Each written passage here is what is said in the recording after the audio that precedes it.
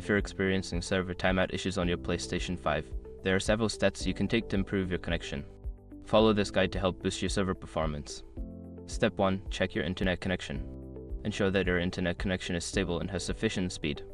You can do this by running a speed test on another device.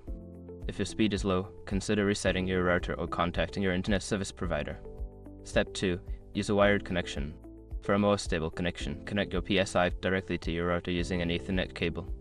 This can reduce latency and improve overall performance compared to a wireless connection. Step 3. Change DNS settings.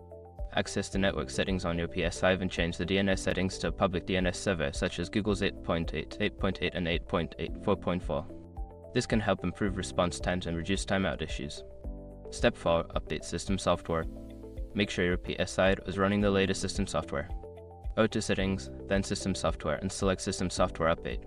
Keeping your console updated can resolve bugs and improve connectivity. Step 5. Optimize router settings.